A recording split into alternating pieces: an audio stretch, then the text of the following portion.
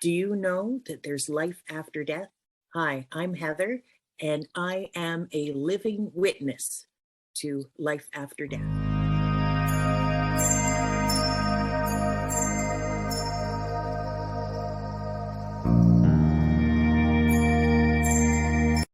Hi, Dana. Fantastic. Hi, everyone. I'm Dana. I'm so happy that you're here for another episode of All Things Energy. And we have one of our favorite guests on again, Paul. Hello, Paul. Welcome. Good morning to my two lovely ladies. Good morning, everyone. Good morning. We were just talking beforehand, and we have the greatest. I'm going to start recording the conversations because, you know, we just have the greatest conversations that flow out of nowhere. So very awesome. But today, I think we're going to talk about life after death, what happens when we die. What's your take on it, Paul? Well, it's a really, really good question. And there's really two key pieces when you think about life after death. And again, going back to Christianity in the Bible, it's full of allegory. So as it is on earth, so shall it be in heaven. So the key message is we resonate at an energy level on the earth plane. And when we transition back to our spirit or our soul energy, we resonate at the same energy and life continues, or our lessons continue. So we always have to remember that regardless of what happens on the earth plane, we do continue to learn our lessons. And one of the other pieces to think about is, and I struggled with this one, I'm going to personalize it a little bit today, is reincarnation and understanding that we do actually come back into the physical realm, which is the densest but richest environment of learning. And I struggled with that one for the longest time because I thought to myself, I never want to come back again. I'll learn all my lessons and I'm not coming back again. But it's a hard one. We do. So it sort of helps you put into perspective what the true meaning of life is and the things that we need to do while we're here. But I have a question, Heather, from your perspective, because I know you've had some experiences in your lifetime. What are your thoughts around life after death? And potentially, what is your experience, if you care to share? Sure, I'll answer the first question. It is extreme love. It is the warmth, the acceptance, everything that we hold ourselves in this earthly physical form, that all of that is just gone. It's just as soon as you have left your soul has left your body, you are loved like you have never been loved before, and accepted, and you're believed in, and it's like getting a bunch of gold stars, if I could say. You know, it's just a high feeling, and it's life-changing, that's for sure. And Heather, how is it that you have this experience? Could you just maybe give a little brief idea of how you know this? Yes. Back in 75, I was 12, and I went to an amusement park, and I went on a ride. And of all things, the ride's name was called Around the World. And there was two other little girls with me. I was the biggest of the three of us.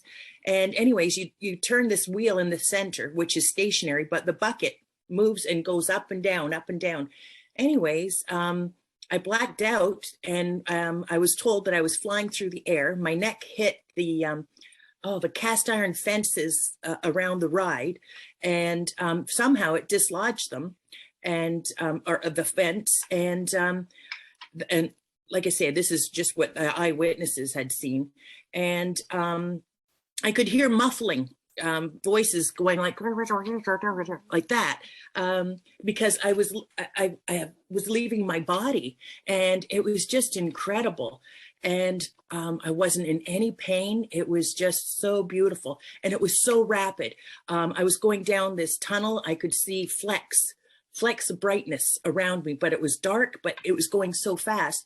And at the end of the tunnel was this you can't even describe it. It was golden, it was bright white, it was electrifying, and I was headed towards that, and I was excited, and like I say, I could feel love. And So anyways, then it's not that I heard a voice, but the message that was conveyed to me was from the creator, I'll say himself. And the creator said to me, it is not your time. You must go back. You have much to do.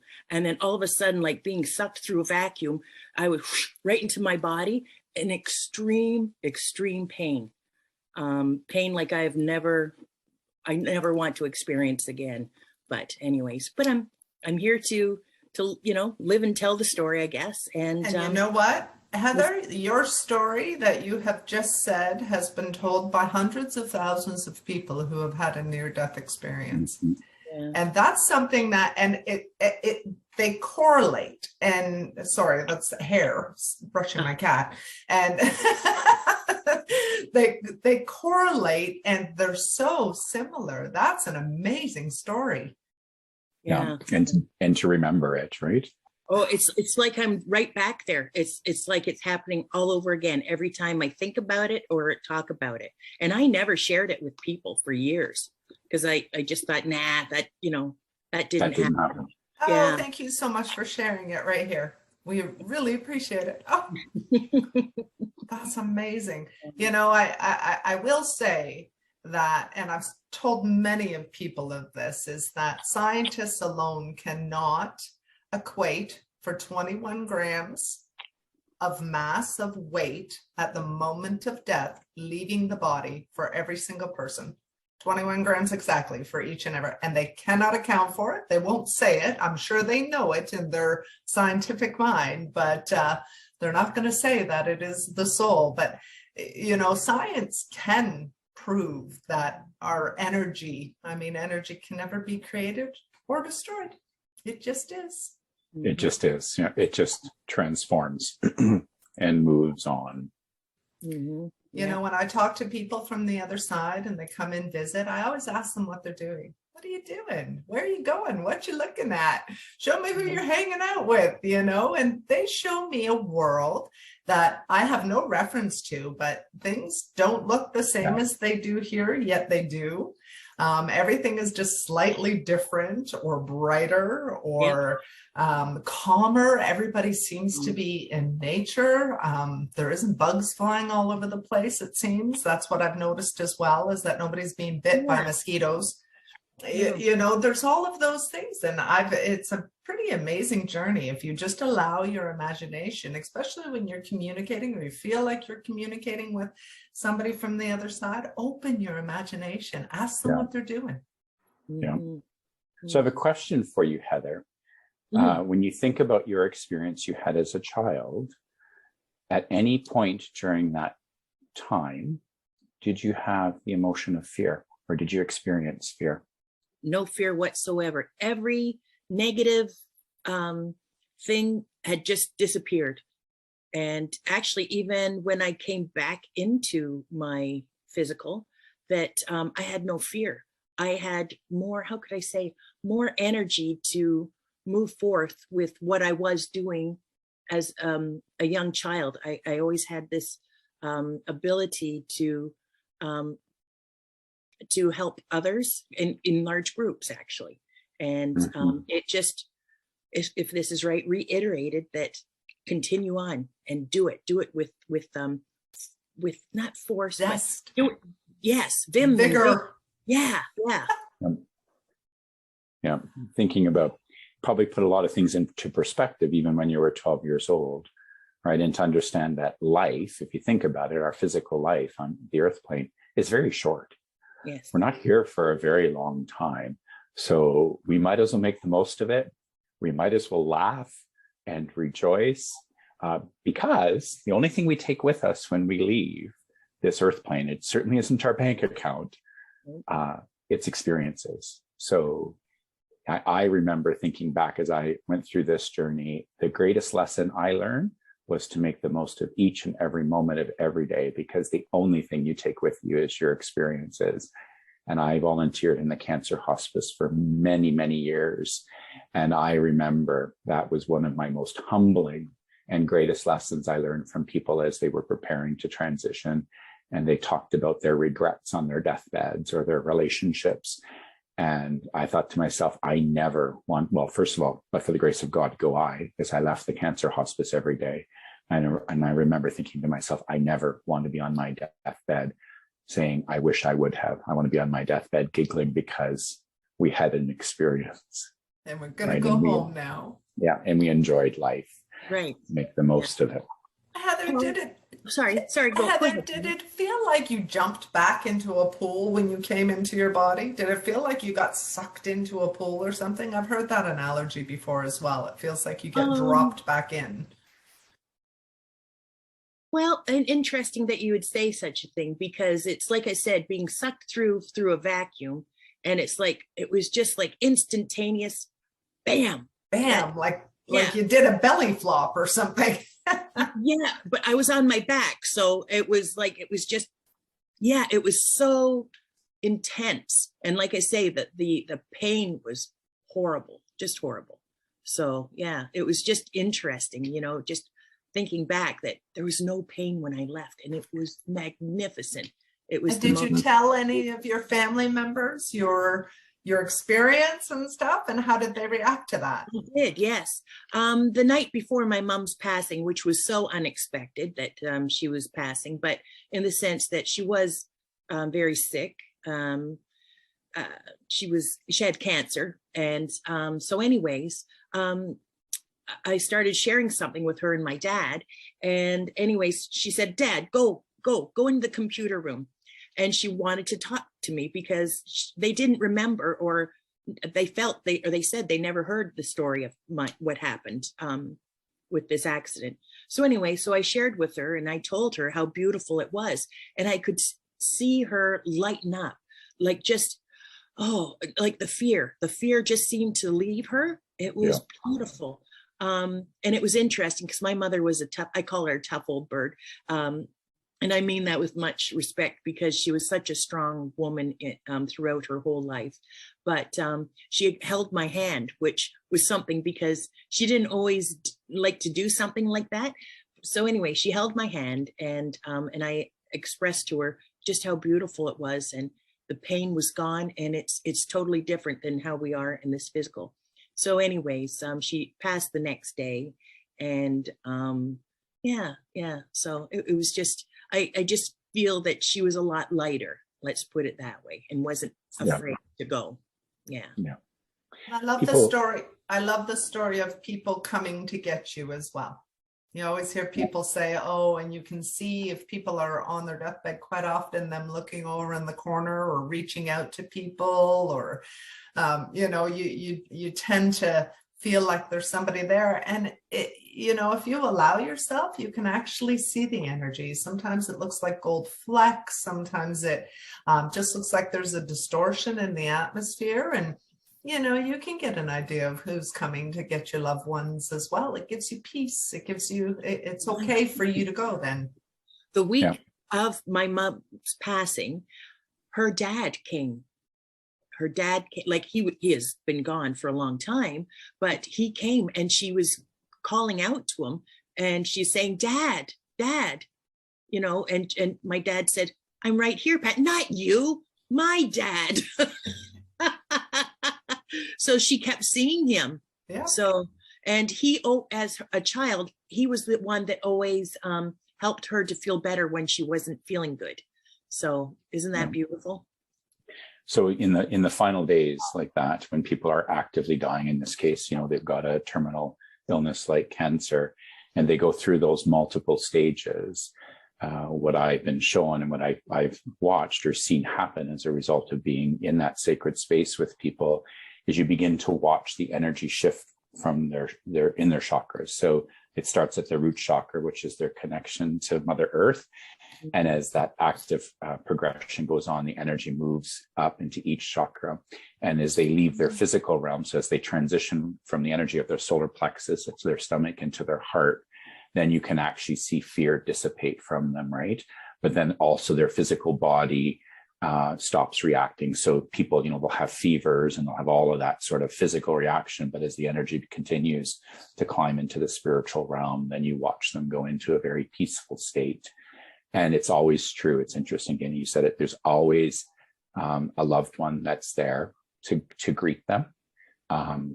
Then there's usually typically some form of angelic realm there to guide them, right? Because there is a moment of fear, right? As it happens.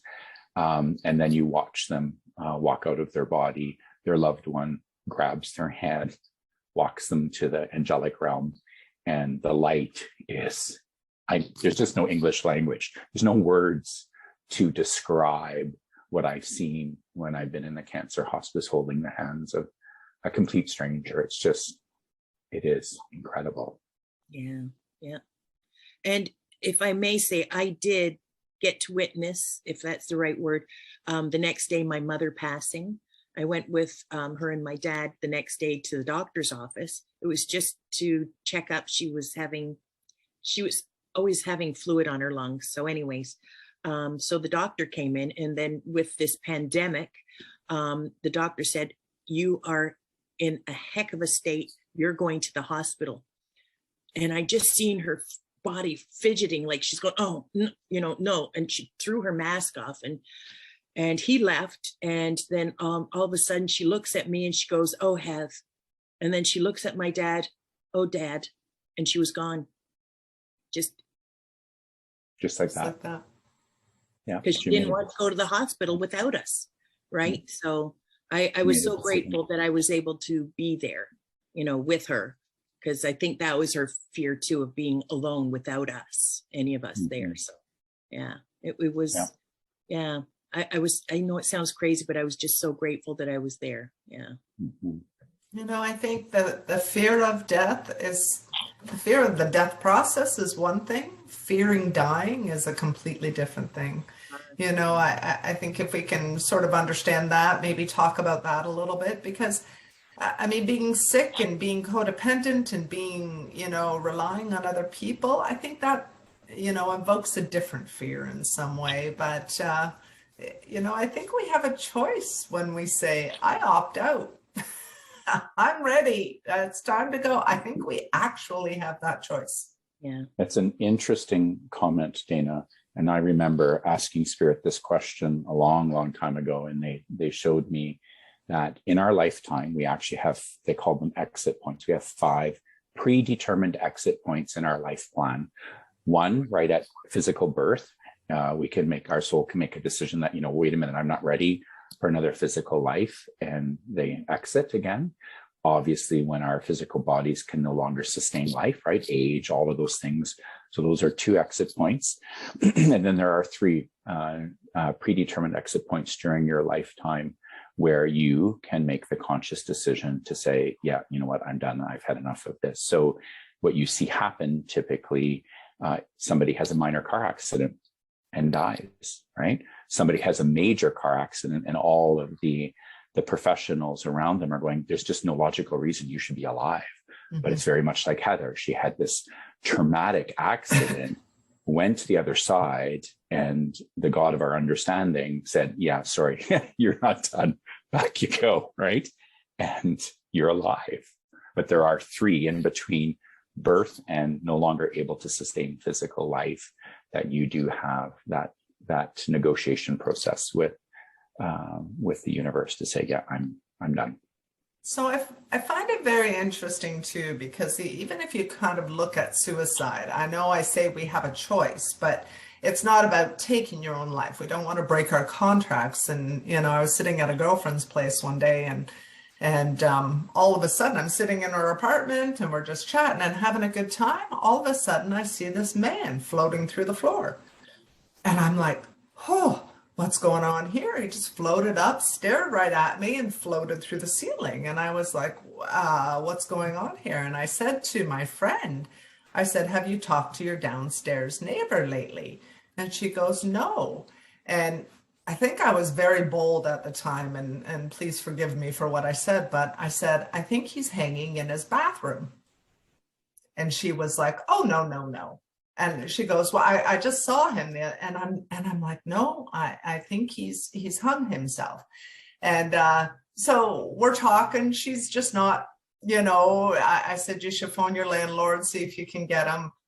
And she didn't. And I kept asking her, I said, you know, did you call your landlord? Have you checked on your downstairs neighbor yet?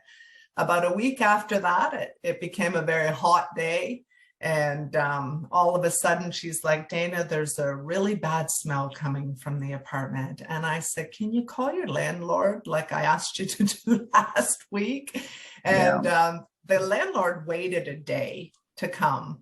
And yeah, he was there. He was hanging. He had hung himself. He had committed suicide. And I saw him coming. I think the minute he did it, I knew it the minute he did it, because he just floated through the floor. And I don't think he was ready. That was the feeling. As I see him floating by me, I was thinking, regret, just like you said at the beginning of this. And that's what I felt for him. So very interesting how these experiences and really how we should pay attention to what we're doing here, because it's very, very important. And that was a great lesson for me. Yeah. So it's a very, very sensitive topic, obviously, but very important topic. So people who die by suicide, you know, there's lots of obviously unanswered questions for the people left around to grieve on multiple levels. But in the spirit realm, because, you know, earlier in my days of doing mediumship full time, and I was having these experiences and having people come to me who wanted to connect with loved ones who passed by suicide, Spirit took me on a journey and showed me that they call it the Pink Hospital. That's how it was referred to me. So they took me to the Pink Hospital and showed me what happens for somebody who's passed by suicide. There is no judgment. There is no ramifications. There is only unconditional love and acceptance. And they spend time in the Pink Hospital, where they are surrounded by light and love. They do go through a process of understanding what happened, what it means to the people that are left on the earth plane, but not in a bad way, like not, you know, to create any sort of emotion. But there is a period of reflection in the Pink Hospital, allowing them to heal and understand. But the lessons do continue, right? So when they're ready to go on, then again, the lessons continue. And the one that I said earlier in our program today, the one I struggled with very early on was this concept of reincarnation. So yes, you will come back into your earthly life, in your soul family and your continuum, and your lessons will go on. So, you know, I realized that this is not a judgment. People who pass by suicide, there's lots going on. It's you know, very heavy, very dense, sometimes very upsetting. But there's also the reality that their lessons will continue after a period of healing. And so the other one that was always, you mentioned earlier, Dana, was going to a traditional funeral, right? So, you know, the caskets there might be open or not. But I would always see the person either standing right at the casket, looking at themselves, or they'd be standing in the corner in amazement and watching and saying, well, you know, so-and-so didn't come, but oh, look who's here, right? I've seen it too. I'm having this conversation with them. And people are looking at me because I'm smiling, right? And I might be, you know, whispering out loud, whispering a little bit with this. They're like, Paul, what are you doing? I'm like, well, they're standing right there. I'm going to talk to them. But the interesting piece about that is thinking about Christianity and the funeral process. There's always a 3-day ritual. At least in Catholicism, there's a 3-day ritual. So I always thought, well, that's interesting. So I asked Spirit, why is that? Show me what happens. So because linear time doesn't exist on the other side, the irony to this is actually when you transition, regardless of how you pass, there is pretty much a 3-day period of rest, right? Before you apparently awaken to your new reality, right? And there are variations, right? Because sometimes people get lost, right? You have to talk to them about, you need to turn around and see the light. The light's behind you. Just turn around, right? And as soon as they see that, then they'll go. But, and, you know, there's elements of violence and stuff that, again, upset people when they transition. But there literally is a period of rest before you awaken to your new reality. So I always chuckle at the traditional 3-day funeral, right? Because they're always standing there admiring who comes, right? Or, well, why didn't this person come? I'm like, I don't know. Yeah, I can contact them if you want. You watch your own funeral. I think that's a wonderful thing. And maybe that's what we need to take away from this is on the day of your funeral, what do you want everybody to experience? And what do you want everybody to understand about you? And maybe that will make you a little more conscious in your day-to-day. And I think that's something to pay attention to. And boy, I think we all struggle with that one way or another. But I know when it comes to reincarnation, you can watch a lot of stories, and these kids are amazing. They're amazing when you listen to their stories and how accurate they are when you can find the information. Like, it's really astounding. There are a lot of socialized examples of very young people on the earth plane right now who are extremely articulate and very clear and are very cognizant of their past lives and can articulate detail that is just astonishing. And people research this, and sure enough, these kids or these young people are just, they're right on the money. It's unreal. It's uncanny. There's a university in the state that goes around. I think it's Wisconsin University, goes around and interviews kids who have had past life experiences, and it's pretty phenomenal. I've had past life regressions before, and they alone, like some of the lives that I've lived, not only do I feel like I'm watching a movie, I can experience exactly what they're feeling. Like I'm looking at this quantum movie of a life that one of my soul memories has been in. And I know I'm having these experiences. I know what's happening. I know what's going to happen next when I'm watching it, because there's something in my cells that remember it. Yeah, it's interesting you say that, Dana, because I went through a past life regression therapy at the exact time where I was having all these questions about reincarnation and explain this to me, explain that to me. And I had the luxury of having a past life regression experience when I was still in Cambridge, Ontario, with someone. And I would have told you I was on the table for 20 minutes. That's what it felt like, but it was literally over 3 hours. And when we unpacked what had transpired, the greatest aha moment, I had 2 great aha moments. I believed at that moment in time about reincarnation, and I understood the concept and how it played out. But better yet, the people that I had potentially arduous relationships with on the earth plane, or wasn't able to connect with, or it was always very passive aggressive, it was like, well, here they had different roles in my past lives, right? So then I began to chuckle, and I would look at them when we would get into sort of a difficult situation. I would say, you realize the issues that we're facing in this lifetime, the issues we're facing are not of this lifetime. We're still trying to heal the past. And then I would laugh at them. They're like, well, what do you mean? Like, well, the past, you killed me, actually. So you cut my throat. So actually, I've got the right to be a little nasty with you in this lifetime. Yeah. Have you ever had a past life before, Heather? Have you ever had many? Yeah? Yes. Oh, yes. Oh, very interesting. So that'll have to be another show, because for sure. So. Yeah, it was life-changing into something that had happened in my first physical life, to this physical life. So anyways. That's fantastic. What are our cards today? Oh my goodness. Here we go. Renewing your life. Radiant vitality is filling my life. There you go. And then standing firm. I am noble, brave, and strong.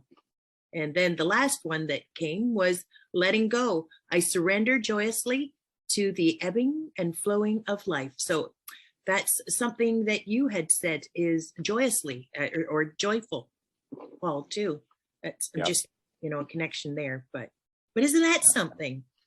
This is an important time right now with the black moon, the eclipses that are happening, the fact that we are ending an 18-year cycle now, and that we've got Taurus in the north and Scorpio in the south nodes. For those that follow a little bit of astrology, this is an extremely powerful time to process, to integrate, to release and let go, to set very clear intentions to make sure you understand what you want to take forward in your life and what you do not want to take forward. And as you just alluded to, Heather, we need to set healthy boundaries for ourselves in all aspects: relationship, work, people. The next 6 months are just incredible energy, and things are just moving exponentially. So set your intentions. Your And intentions clearly. Purest self in the next 6 months. May 15th and 16th is sort of the start of the 6-month period and the end of the 18-year cycle. Mm-hmm. Thank goodness. And something to understand about current events as well. You're going to start hearing a lot of rhetoric going on in conversations and stuff. And I want you to be aware that if they are pushing catastrophic news your way, and when I mean they, I mean things that you're sort of ingesting as you go along, and you know, political conversations, news, social media, that kind of thing. I want you to be very, very clear that there is, and without going down a rabbit hole too deep, but there is something going on here where that they are pushing something on top of you, that they would like you to be in this fight or flight kind of energy. And this is why it's really important, no matter what you're going to hear. I mean, it's always good to stay current, but always stay grounded, take your vitamins, be in love, be happy. You know, there's a lot of people with high energy and they're not in very good moods and they could be attacking you. I've been having that this week as well. We just need to be really, really clear on where you stand, who you are, what you're putting out there as a ripple effect. You know, I don't want to lecture anybody, but I want you to understand that the quantum fields around us and the energy that we live with, the energy that we have, the energy we give to others it has to be conscious, and it has to be something that, you know, as long as you're going in with an integrity and you're understanding that, you're only going to put out good things. So I don't know. Remember that. Do you have anything to add to that at all, Paul? No, I would reiterate exactly what you said. This is a period in time where energy is moving exceptionally fast. We have to look after ourselves, as you've alluded to, rest, which lots of people are not sleeping well these days. No, they're really not. They don't, the moon cycle, the solar, just energy in general. And yes, you have to, this is a period of understanding and being your truest and most purest self is one of the goals in the next 6 months. So operate from a place of compassion, vulnerability, empathy, because the people that you cross paths with, you have no idea what's going on in their world, right? So just come from a place of non-judgment, unconditional love, empathy, compassion, vulnerability, work home, and just release, integrate, and release everything that's transpired in the last 18 years. People need to take some time to reflect what started in 2003 and the journey they've traveled, and let go of all things that no longer serve you, including experiences, people, etc., and be compassionate. And the only way we'll get through this is by doing that, because I tell you, there is some crazy stuff going on. This morning, they're talking about Russia and all of this stuff that's going on here. I go outside and I hear an air raid, just horns honking and an air raid in my little city. And I'm thinking, what is that? But yet the air raid feels like it's miles and miles and miles away. Yet we're hearing this stuff on the news this morning. And now all of a sudden, everybody's getting up and going to work. And there is this vibrational noise that's going on in the atmosphere. I'm being logical. I was sitting there listening to it going, what's that about? Is there some nefarious stuff going on? Because it didn't make me want to run in and pack my bag and we got to get out of town. It was like, what is that noise and why is it going off like that? So we have to be aware that there's an environment around us that is trying to alter the way we are, the way we think, the way we kind of process things. And you have to be aware enough of self to be able to avoid the frequency that they're trying to put on us. And I know it sounds a little conspiratorial, but I don't know. I am a conspiracy theorist. So what can I say? What have we been going through the past 2 years? Well, that's it.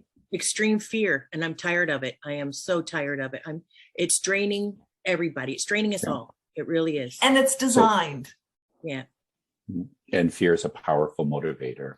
Of course. To get the masses of people to do things. And just take a moment to reflect back. We're repeating history at this moment in time. Go back literally 100 years ago, the Spanish flu. What did the Spanish flu do? Right? And after the Spanish flu became what? The very productive, well, there was a war, but then there was a very, very productive 20s, right? And then, what was released in the 20s? What was released on the atmosphere? And what was released in the 20s? A new invention. Does anybody know? Trivia. The car. Radar. Oh, radar. Yeah. Radar. So Yeah, now all true. of a sudden there's this invisible frequency being released on the public in the 1920s. And now we had this big epidemic flu. Well, what's being released right now and put out on the world? These are the things, and it's really hard to talk about this stuff when it comes to the divisiveness that's going on out there, and people will look at you and raise their eyebrow and what have you. But if you put the points together, they're really hard to deny. And this is something that we must understand and go with our instincts as well. There are certain people that I listen to or that I find information from. They resonate as truth. When they're talking, they believe they are telling the truth. And you can feel it from them, that you can feel that they are like, this is what I believe it to be. Whether they're wrong or right, they've done the research, they've done the work, they've done everything that they've needed to do where they believe they are conveying the truth. And if they are going to put themselves out for the world to see, unless they're really good actors, they are doing it from compassion, a place of love, a place of God. And you can tell this from some of the people that I listen to. And you can put the pieces together as you go. It's a tricky thing. I don't even share a lot about what I put out there, but I can tell you, I look at a lot of stuff. Isn't it interesting though, Dana, if you went back 100 years ago, we didn't have the social media or the network or the internet the way we do today to socialize concepts and ideas and information. It was done, but it was done in very different methods. Today, in this day and age, as you've alluded to, people need to go and educate themselves. We have this, absolutely. I'll call it a tool, label it whatever you want. It's the internet. We have the encyclopedia. We have information at our fingertips. Regardless of people's belief systems, go and educate yourself and be open-minded, because like the spirit realm, there's a whole heck of a lot going on that is right at our physical eye level, but we're just not noticing it, or we're not informed. And be able to discern who is out there following what agenda, this agenda. Be able to trust yourself. If it doesn't feel right and you retract from it and you're like, if you feel like you need to look at it a little bit more just to kind of get a confirmation of that, but you will resonate with the truth naturally. Your soul will, your abilities will, it'll just resonate naturally. And I want you to trust that. But it's not just about trusting what people are saying. It's about putting the puzzle pieces together. And that's a challenge. And it could be a 5,000 piece puzzle that's going to take you 2 years to put together. And, you'll be biting off pieces of it, just trying to make the pieces fit. Oh, let's face it, Dana. Life is like raising children. There's three sides to every story. Your child's side, the other child's side, and somewhere in the middle is the truth. And that's what you're going to find here too. So hopefully, I would love to talk about this too, but I mean, it's just one of those things. If anybody else has anything to say, we've been talking now for, oh, look, it's 10:10. See, I see binary code all the time. See, I just looked at it right at that point, right? So it's wonderful. So Heather, do you have anything to close off with? I love you, little puppy. Yeah. Well, this is Ava Gabor, and just want and to Pippin too. I just would love seeing Pippin the other day, Paul. But the thing is that go and hug someone you love, and also hug your furry kids, and it's amazing the energy that you get from something like that. So yeah, Mhm. right. Yeah. Purest form of love There we comes go. from a Yeah. dog. Yeah. Good. Yeah. So, everyone, thank you so much for being with us. Paul, is there anything that you would like to say? Always a pleasure to spend some quality time with the two of you. Oh, Yeah. Thank you, Paul. Yeah. we love having you. So Thank you. wonderful. Thank you for watching to the end of this. Like and share with all your friends. We're doing really good here. Getting new subscribers every day. So I'm all excited about that. And of course, until next time, we will see you then. Take care. Take care, everybody. Be well. Thanks. You too, Paul.